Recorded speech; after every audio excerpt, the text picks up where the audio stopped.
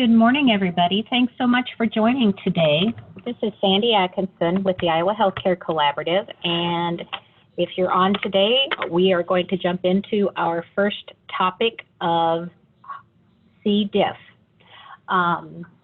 Just a couple of housekeeping tips, if you will.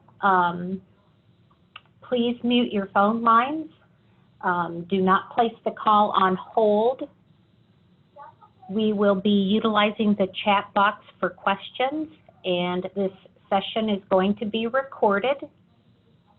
Attendees on the webinar are automatically muted.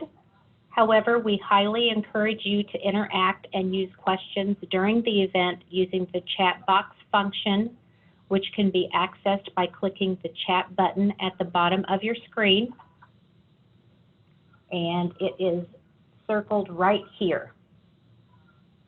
Also, make sure that you are in all panelists and attendees, so that way you'll be able to see all of the communication that goes on between everybody that's on the phone call. Okay, so we are doing a jump start on C. diff.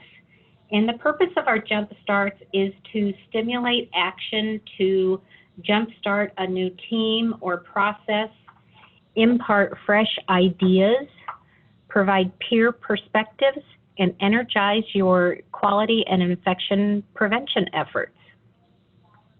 So if you could, in the chat box, let me know who we have in the room today. Please give your name and what facility you're with.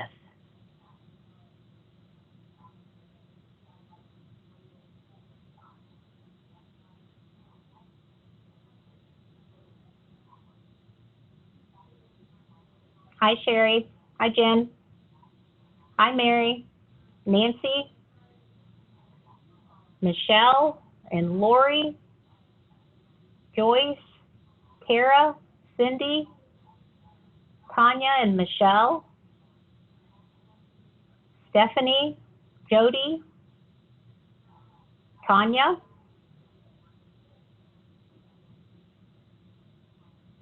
Well, it's great to have all of you folks on board today. Elizabeth, welcome.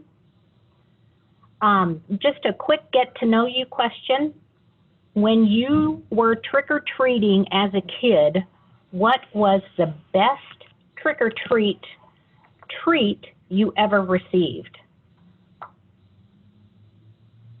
Hi, Tasha. Hi, Kara. I'll tell you, mine was, we went to a house, and this was, oh gosh, I hate to admit it, but back in the 70s, and the gentleman was just getting home from work and he didn't have anything for trick or treat.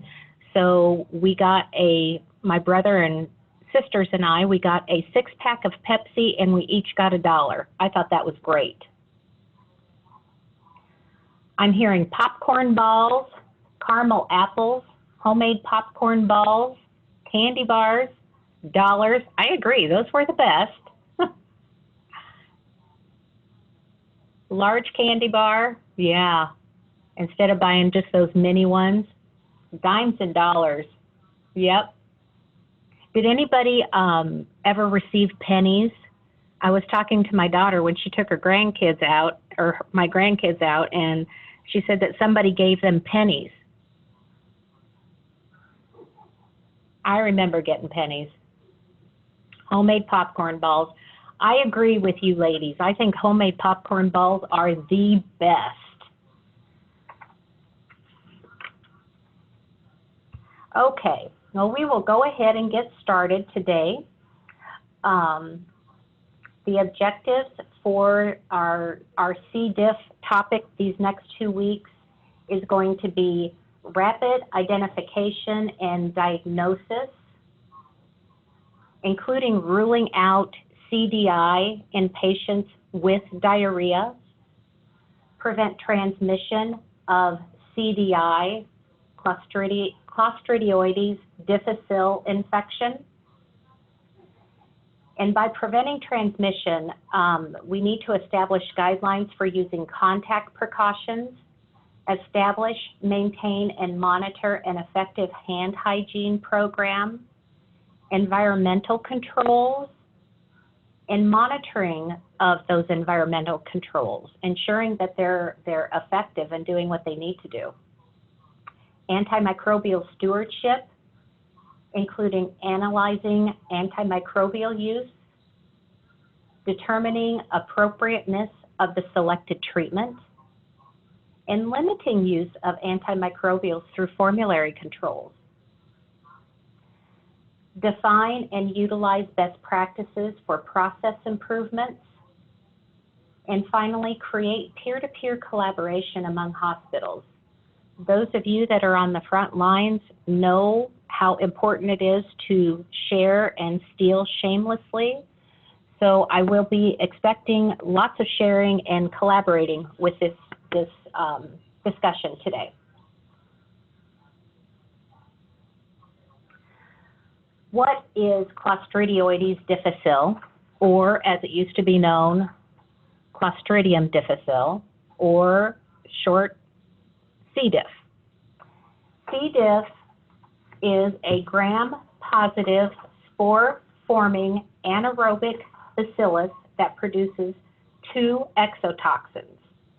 It's strictly oxygen intolerant and able to produce aerotolerant endospores. It's a commensalist bacteria species typically housed in colonic fecal flora. It exists in soil, air, water, human and animal feces. It spreads by direct contact through the fecal-oral route. What C. diff isn't is a bout of diarrhea after taking a laxative, drinking too much coffee or eating too much chocolate, or viral gastroenteritis. So just out of curiosity, if you could put into the chat box, how many of you have enteric precautions that you immediately start when a patient comes into the facility with diarrhea?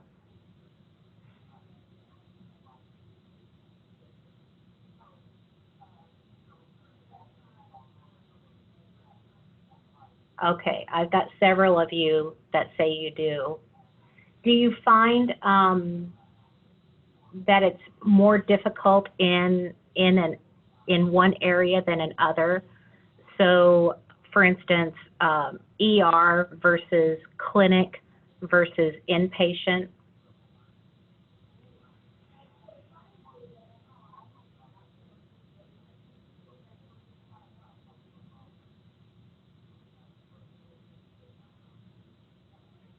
Yep, I would agree with you. Yep, clinics. I'm seeing a lot of clinics and ER are harder.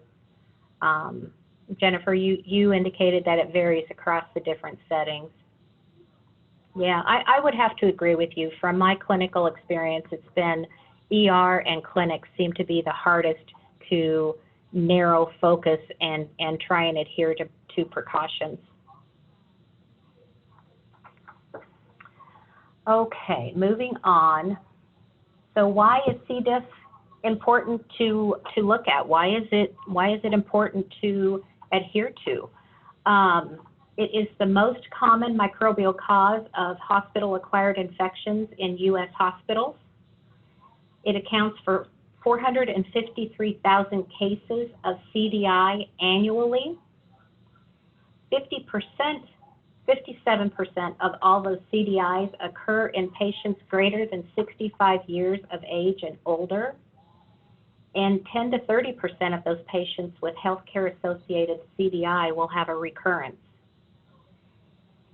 It impacts mortality, 29,000 CDI-associated deaths annually.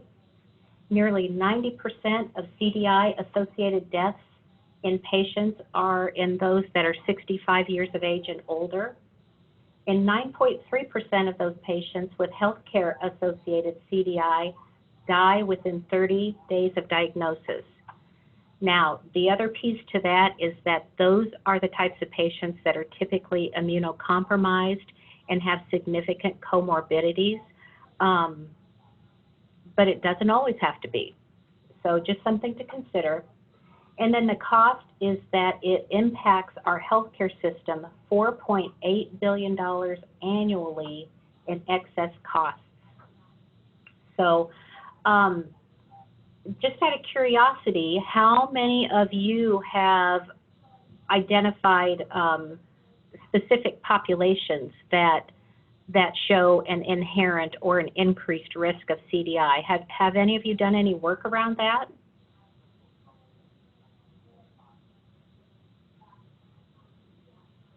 Jennifer, you're saying that you have.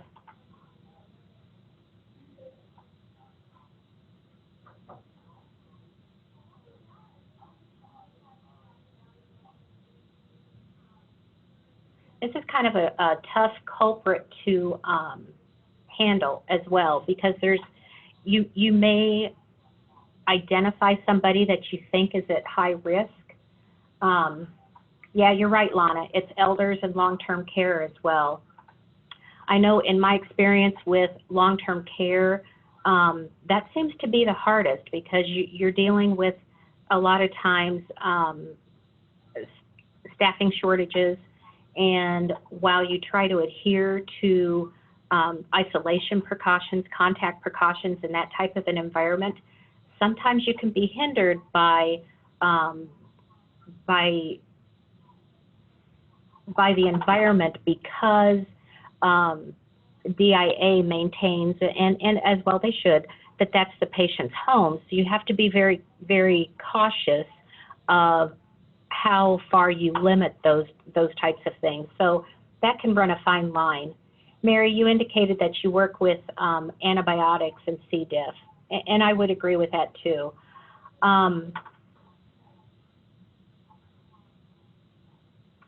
So the pathogenesis of CDI, Clostridioides difficile infection. So it requires an ingestion of spores, and honestly, it can happen in several routes. It can be person to person, it can be surface to person, it can be the fecal oral route, and then you add an insult. So if you think about it, you've got somebody who's susceptible, so now you're adding an exposure to antibiotics, possibly PPIs, or surgery.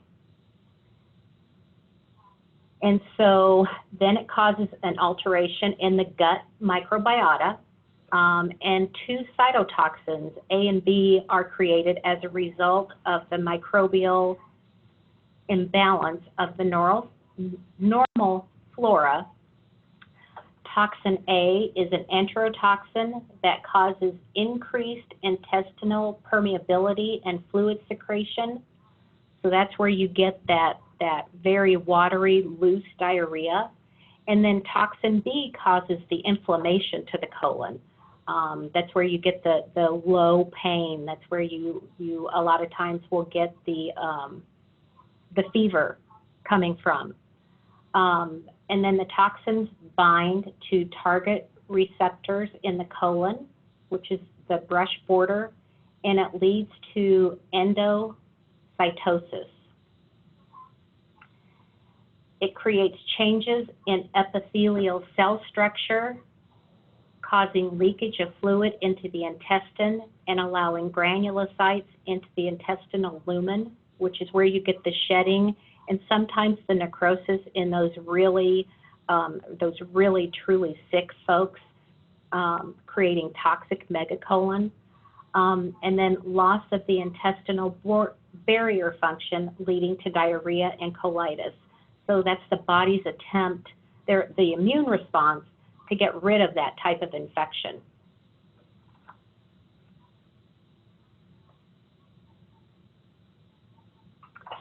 So with the pathogenesis of CDI, toxins A and B are associated with virulence. And I'll take you back a little bit to our pathophys classes. If you remember, virulence refers to the severity of the infection, which can be expressed by describing the morbidity and mortality of the infection. There are mutant strains of CDI that do not make toxins A and B and are non-virulent, and some strains make a third toxin known as binary toxin.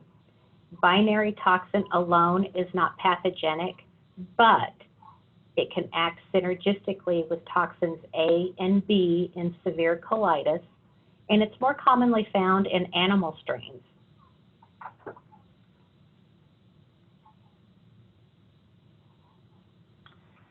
Risks of CDI include hospitalization, advanced age of 65 or greater, severe illness or severe comorbidities. So if you think about those folks that are on immunosuppressants, you know, the people with rheumatoid arthritis, those folks that have longstanding COPD, people who are undergoing chemotherapy and radiation, gastric suppression, so PPIs, those proton pump inhibitors, and then people who've been on antibiotics, penicillins, clindamycin, and fluoroquinolones. Fluoroquinolones are notorious for setting folks up for CDI. Just out of curiosity, how many of you have in your antibiotic stewardship program, how many have determined trigger antibiotics that either require a pre-authorization or a consultation, if you will, with infectious disease and or a medical director? Have any of you started doing any work around that?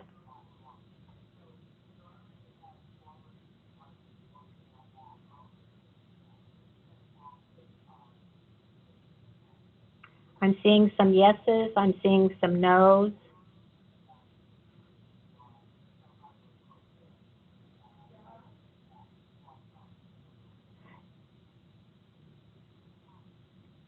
Mary, you indicated informally through your ID physician. That's just something for all of you to think about. I know some facilities have implemented that type of structure within their order sets.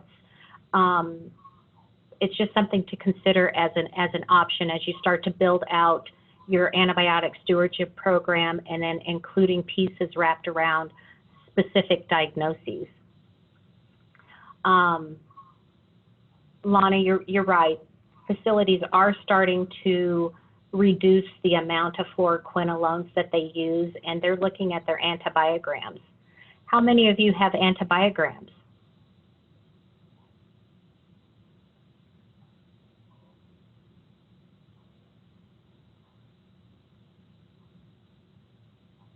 A good portion. I'm glad to see that. That's going to be integral to your antibiotic stewardship program. Okay, testing methodologies. And I know this can be a little bit confusing for facilities. Just out of curiosity, how many of you do two-step testing? And if you do, what are your tests that you use?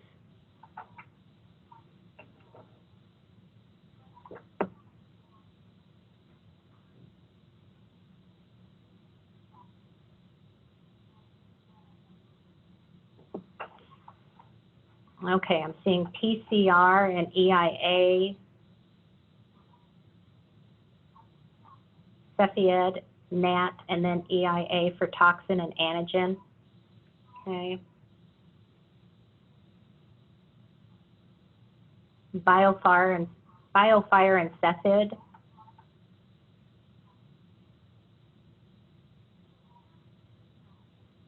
GDH and toxin. If results don't match, then you use PCR.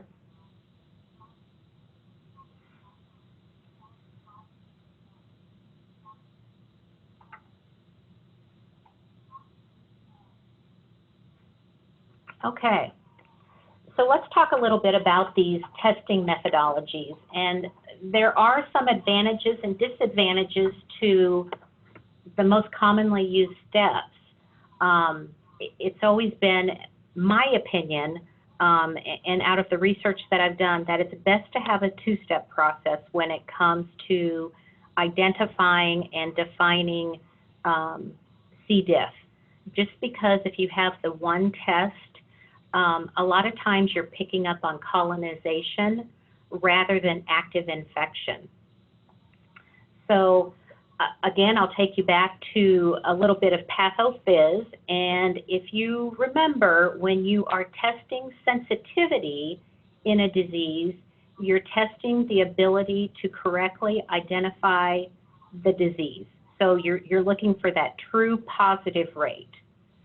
Whereas specificity is the ability of the test to correctly identify those without the disease. So it's that true negative state. So when you're talking about NAT, or nucleic acid amplification test, the advantages of NAT is that it's highly sensitive, so it'll pick up on those true positives and it gives you a rapid result. The disadvantage is that it's expensive, and there is some concern that it will detect colonization rather than infection. So for NAT and then followed by EIA, or enzyme immunoassay, and I see quite a few people who have that going on in their facility. You'll have the sensitivity where it will pick up and give you a rapid result. And then when you add the EIA, you're actually picking up on the specificity and determining whether you're dealing with a true infection or whether you're dealing with colonization. And then the last one is simultaneous detection of GDH, which is glutamate dehydrogenase, and toxin EIA. The advantage is that you'll get relatively high sensitivity. So you're getting the sensitivity with both the NAT and with the GDA, but it's best combined together. So GDH really should not be used alone.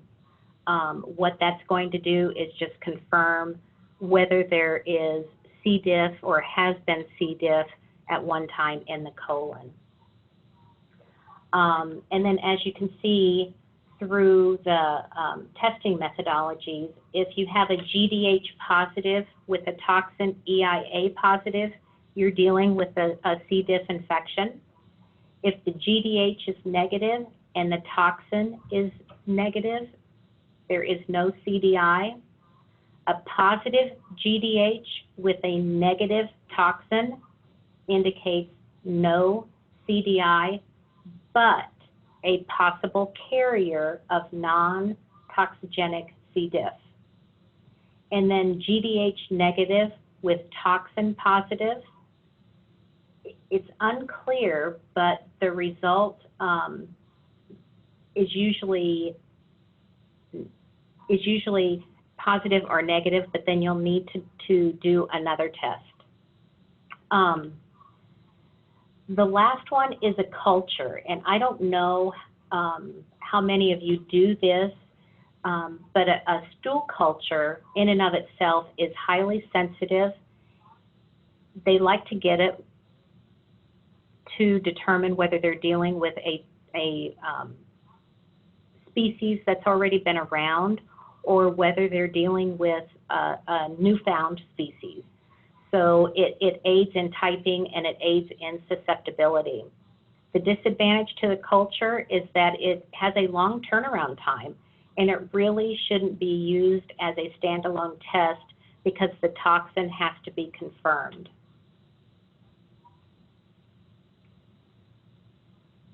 So when we're talking about C. diff, you really are looking to identify whether you're dealing with colonization versus active infection. So you can have transient colonization or you can have persistent colonization. The transient is where it's detected one point in time, and persistent is where it's detected in several points in time. A non-colonized subject typically has no symptoms and there's no detection of shedding of the spores.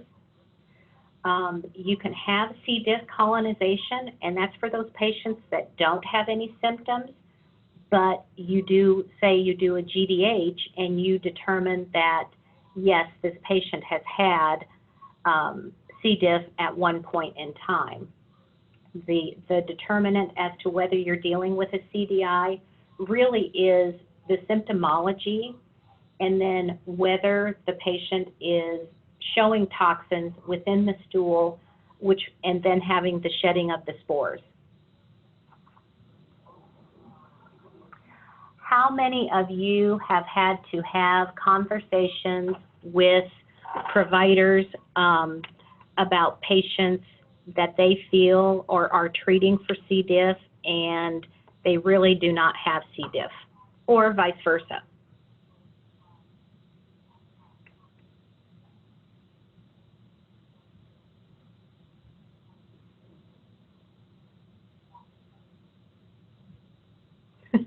Chris, you say all the time, yeah.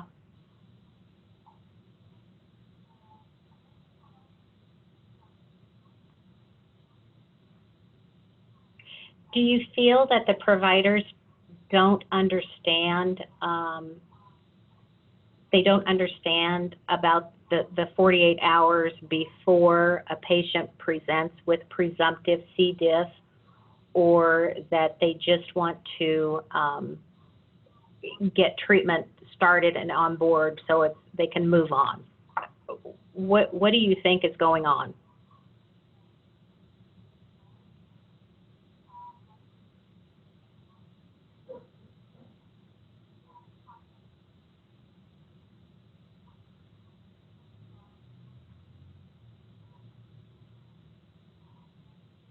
Yep, I would agree, Lana.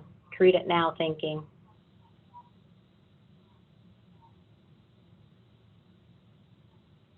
Oh, good point, Nancy. Inappropriate testing for C. diff because the nurses say it smells like C. diff. Yeah, I've seen that come up too.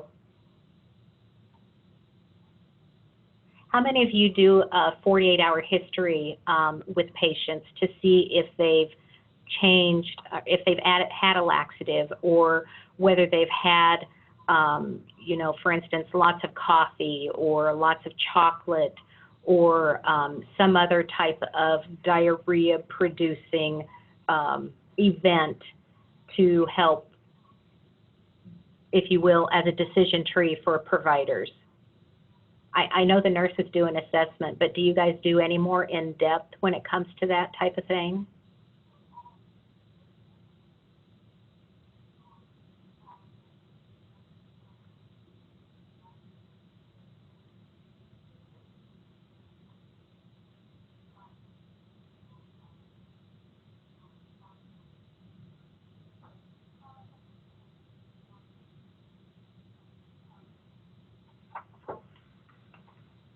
Okay, we will go on and talk about, Elizabeth, you're saying that you have a checklist that needs to be filled out to ensure the patient qualifies for a C. diff test.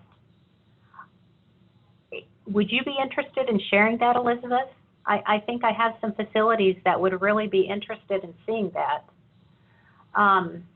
Nancy, you indicated that you could be better on it, but you do have an algorithm. Okay, I'll just have you send that to me, Elizabeth, and then I'll share it with everybody when we send out the slides and the recording. Back to you, Nancy. You said that you have an algorithm to determine if the testing is appropriate. Is that able to be initiated by the nurse, or is that initiated by the provider, or both?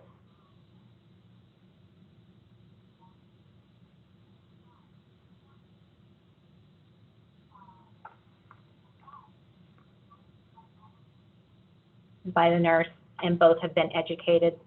Would you mind sharing your algorithm as well, Nancy?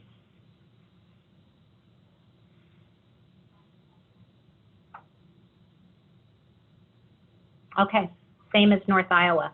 I don't believe I have North Iowa's, but I'd be interested in seeing what it looks like. That would be great. Thank you. So let's move on and talk a little bit about C. diff severity criteria. So remember when I mentioned that there are some risks for people to develop or get C. diff, if you will. And that includes, you know, recent hospitalization. That includes advanced age, severe illness.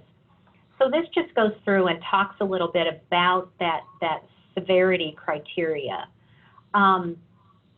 Age greater than 65, immunosuppression, we touched on that.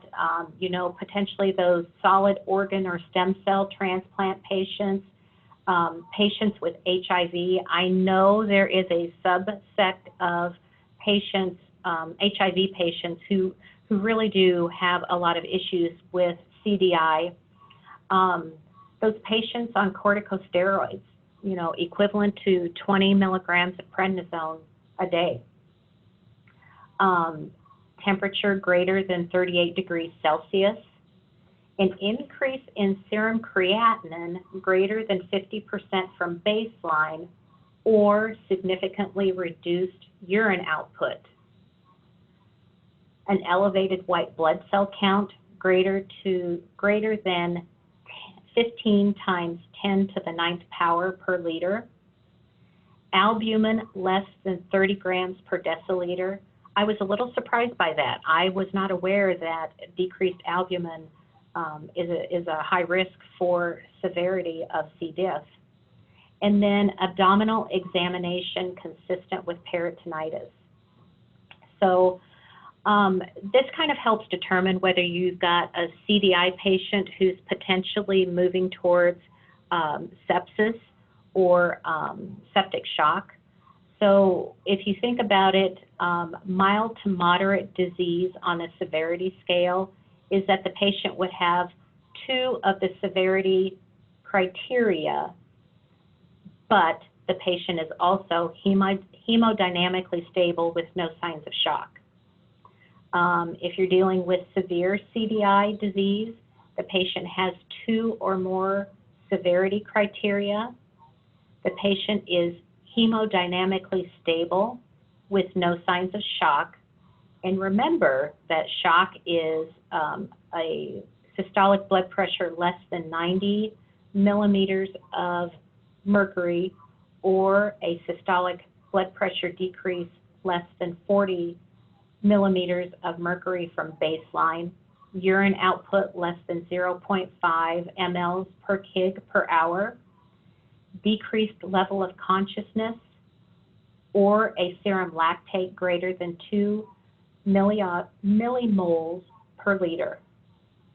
And then if you're dealing with complicated or fulminant disease, the patient is hemodynamically unstable and has signs of shock, or has an ileus or toxic megacolon.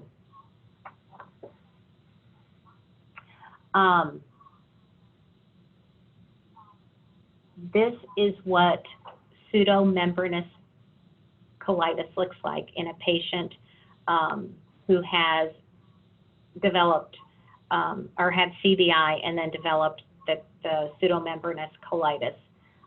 Very painful and typically requires surgical intervention. And then the next picture is a patient who developed toxic megacolon.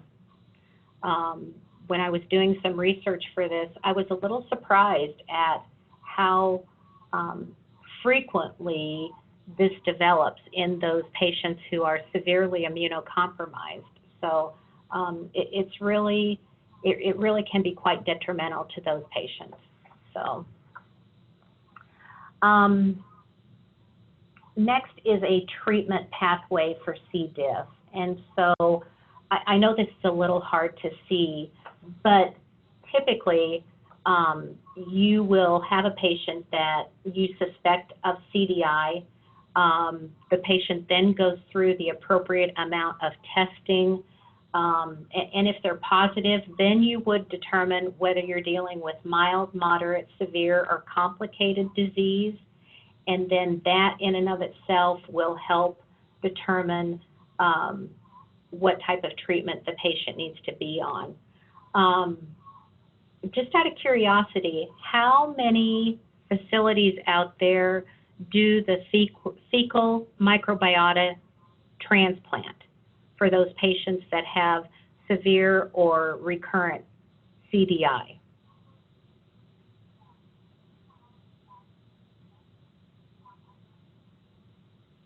Not yet, Michelle.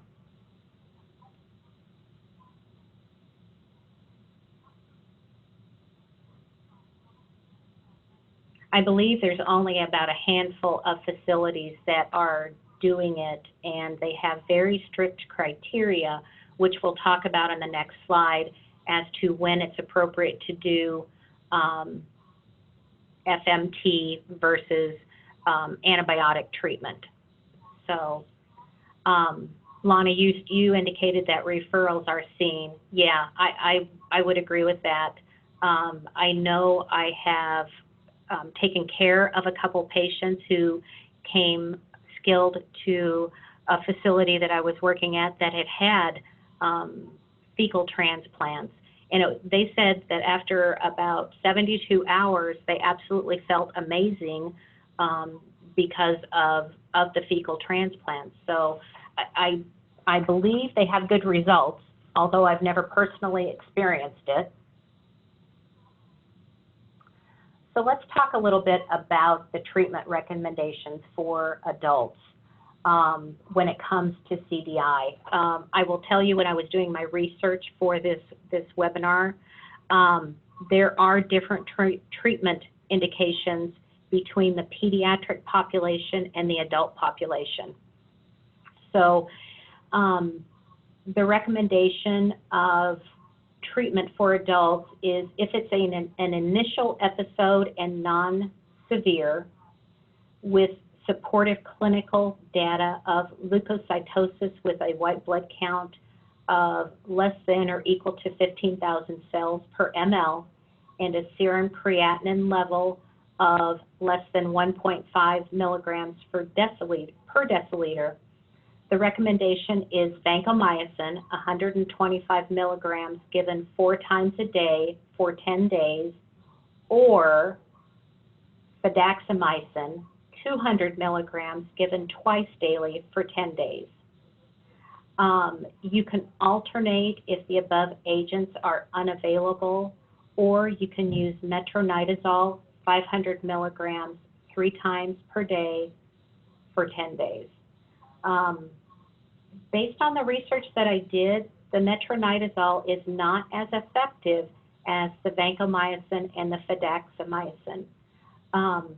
I'd be interested to know from you folks out there, have you moved away from using metronidazole in your treatment for CDI, or are you seeing that trend?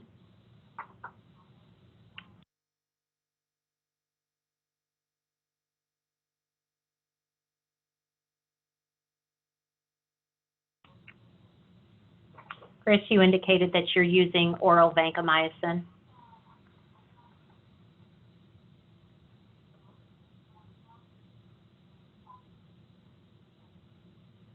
Mary, you indicated you've moved away from it as well. Yeah, I'm starting to see in a lot of the literature and the studies that I reviewed that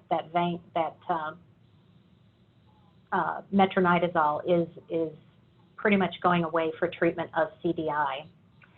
If you've got an initial episode that's severe, the recommendation is vancomycin, 125 milligrams, 4 times a day by mouth, or the fidaxomicin, 200 milligrams, twice a day for 10 days.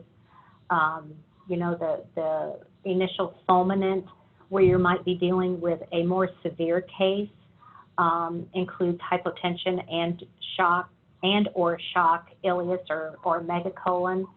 Vancomycin 500 milligrams 4 times a day by mouth or by NG tube. And if there's an ileus, I was a little surprised at this treatment. I wasn't aware of this. If it is an ileus, you can consider giving it by rectal instillation, the vancomycin. And then it goes on to talk about the first recurrence and what the treatment is, and then second recurrence. And I've got some information a little bit later on that talks about recurrent CDI.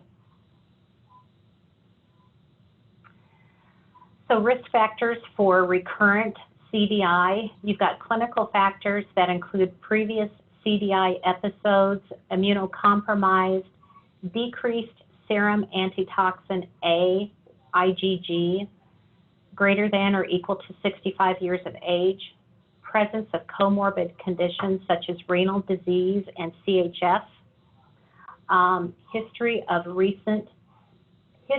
severe CDI, ongoing or recurrent antibiotic exposure. You know, I think about those folks in nursing homes, for instance, or people who even are still living at home that have issues with recurrent UTIs, and they take the prophylactic antibiotic for 10 or 12 days out of the month. Those folks are really predisposed to developing CDI. A prolonged hospitalization, use of proton pump inhibitors, and or inflammatory bowel disease. And then you've got your physiologic factors where you've got persistent impairment of colonization resistance by dysbiosis. So think about those folks that have chronic inflammatory bowel disease, IBS, and all of those the other myriad of syndromes that deal with the colon. Impaired adaptive immune response to toxins A and B or virulence factors of C. diff, and then retained endogenous or newly acquired spores in the setting of a dysbiotic state. So the people are immunocompromised essentially, and they pick it up from the environment. So when it comes to treatment for recurrent CDI, the American College of Gastroenterologists indicate that for the first recurrence, the standard treatment, which is a pulse dose of vancomycin 125 milligrams daily, pulsed every 3 days for 10 doses, which amounts to about 4 additional weeks of treatment. Second recurrence is the pulsed vancomycin. And then the third recurrence is considering the fecal microbiota transplant and or IVIG if the patient is hypomagnesemic. That was a new one to me. The Society for Hospital Epidemiology and Infectious Disease Society of America recommends standard treatment of either the vancomycin or the fidaxomicin. For a second recurrence, it's a tapered and or pulsed vancomycin. And then the third recurrence is to consider fecal microbiota transplant, IVIG, and or rifaximin chaser. What they're saying is that the proposed taper or pulse regimens could reduce recurrence because of the prolonged course, which allows more time to clear and shed those spores within the colon and allows for indigenous microbiota to develop.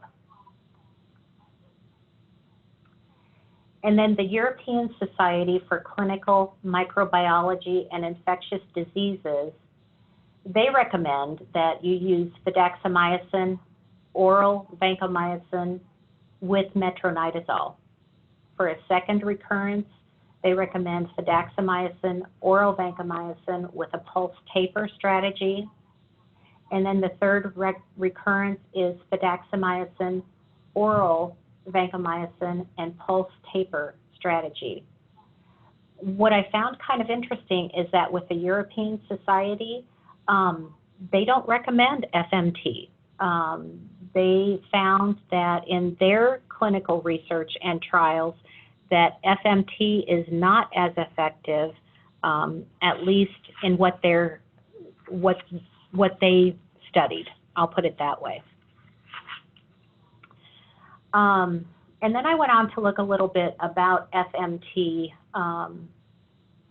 as a potential treatment, just to see how effective it is. And what I found is that there was a fecal microbiota transplant group developed or put together to really focus in on those recurrent or relapsing CDI patients. And they determined that for patients who have 3 or more episodes of mild to moderate C. diff infection and failure of a 6 to 8 week taper with vancomycin with or without an alternative antibiotic, which would include the rifaximin or the nitazoxanide, or patients that have 2 episodes or greater of severe CDI resulting in hospitalization and associated with significant comorbidity. They felt that these were the only patients that really should be considered for FMT. And based on what I found, it looks like the American College of Gastroenterologists and IDSA, SHEA, do adhere to those guidelines on their recommendations.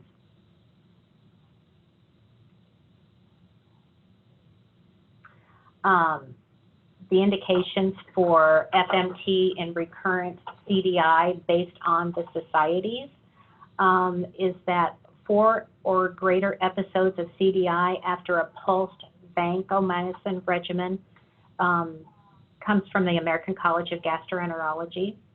The Society for Healthcare Epidemiology and IDSA says that it can be considered after a 3rd episode or a 2nd recurrence. And then the European Society for Clinical Microbiology and Infectious Disease, for multiple recurrent CDI unresponsive to antibiotic treatment, FMT in combination with oral antibiotic treatment is strongly recommended. And again, what I found is that when I did some research with the European Society for Clinical Microbiology and Infectious Disease, they didn't really indicate or qualify what multiple recurrent CDI episodes were. So as you can see with ACG, they're saying 4 or greater, and with SHEA and ISA, they're saying after a 3rd episode or 2nd recurrence. So just so you know, FMT carries a 10 to 20% failure rate. So while it's considered a last resort, it's also not without its inherent risks.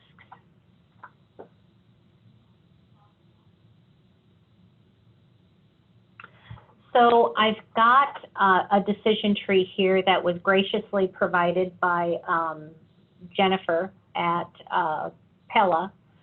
This is a decision tree that she developed, and it's just a portion of it. It's not all encompassing. I'll be happy to send that out when we get the rest of the documents from Nancy and Elizabeth. But you can see that she's done a decision tree here, that she's used the American College of Gastroenterology guidelines and 3 or more unformed stools in less than 24 hours, either observed or verbally reported. Just out of curiosity, when you guys put patients in enteric precautions or contact precautions for diarrhea, do you put them in a private room with a dedicated bathroom?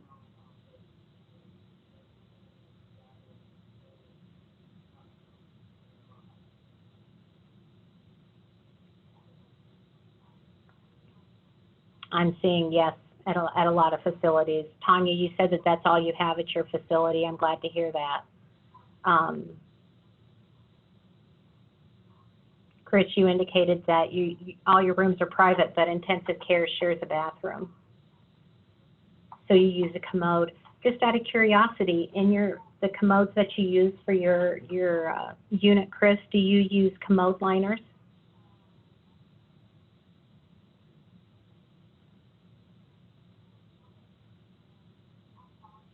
Okay. Sherry, you indicated that yes, you do. So within your order sets, if you will, or your clinical guidelines when you're treating patients with suspect CDI, do you do anything special with your environmental services folks? Do you give them some type of a sheet daily that says, hey, these people are on precautions, or these are the people that we really need to be concerned about? How do you all handle that?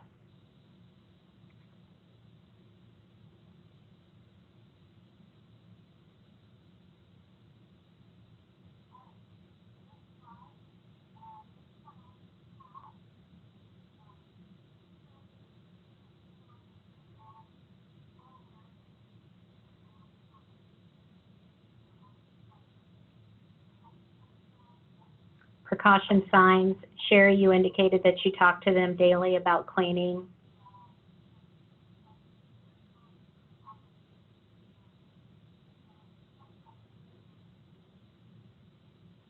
Jennifer, you indicated that you've got signs on the patient doors that are color-coded. That's a good idea. What are your color codes for the specific precautions?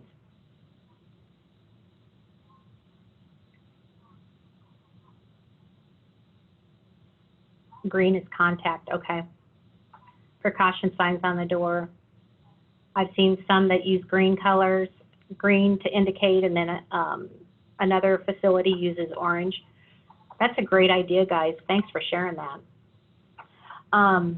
So I think we can all agree that environmental considerations are extremely important when we're dealing with CDI. You know, one of the things, and we'll talk about more about this next week, is how is the environment cleaned when a patient presents with suspect or verified CDI? You know, I'd be interested to know from you guys, do you dedicate patient care equipment? It sounds like almost everybody does do a dedicated bathroom, but do you dedicate your patient care equipment? Do you, what's your cleaning mechanism? And you don't have to get into it today. We can talk about that next week, but, you know, what is your mechanism for cleaning that equipment that can't be dedicated to the patient? So for instance, IV pumps, or potentially, you know, EKG machines, that type of thing. How do you ensure that those pieces of equipment are cleaned so that you're not worried about transmission of that? I'd also like to know how many of you use Oxycide or some type of bleach cleaner when it comes to your potential enteric or CDI patients.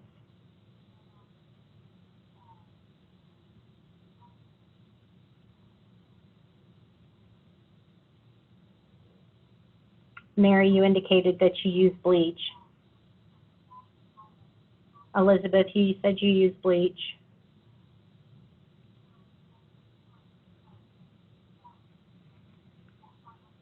Jennifer, you indicated bleach. I'm seeing a lot of bleach. EVS uses Oxycide and nursing uses bleach wipes. Yep, that's what I always did too, Tanya. Yeah, you just can't beat bleach for those, getting rid of those spores. I would agree with you guys. How many of you use UVC light as a secondary precaution prevention mechanism?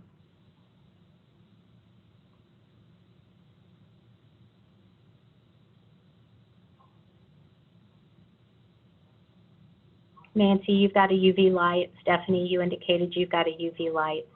Do you guys do any type of culturing in the environment once the UV light has been used, just to ensure that it's doing what it's supposed to do?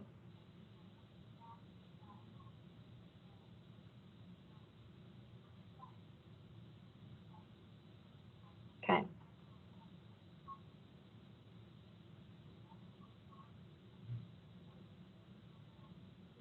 Okay, Stephanie, you indicated that you're looking into purchasing ATP, but that would not be specific to C. diff. Good idea. Okay, cleaning solutions. EPA has a list that was just updated in May of 2019 that identifies cleaners that are specific to CDI. So if you ever have any hesitance in whether yours is effective against CDI, you can go out here to this list and it will tell you that.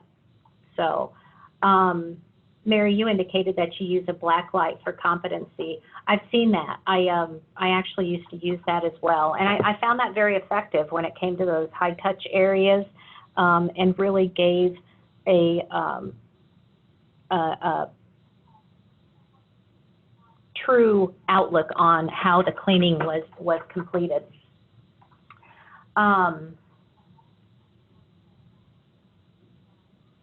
These are the resources that I used today for our webinar. There's some articles, but then there's some good information from CDC and AHRQ about C. diff.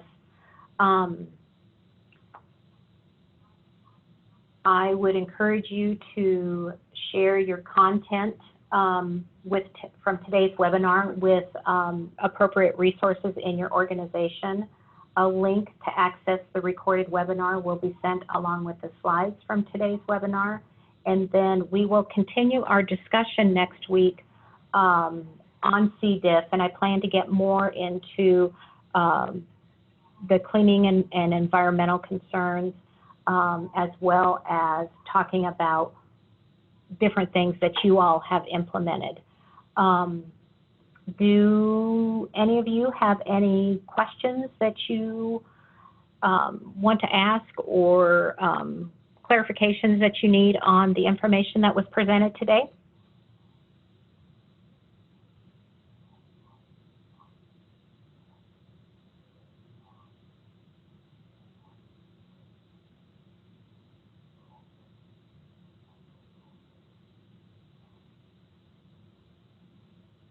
Okay, well, I hope to hear and see all of you next week. I think with the information that we've got coming in from Elizabeth and from Nancy, I'll put that out as well. If you guys run across any tips or tricks, if you will, to the trade in dealing with CDI, just send them to me and I'll compile a list and we'll get it put out to facilities. Otherwise, I will end us for today, and I thank you so much for attending. Have a great afternoon.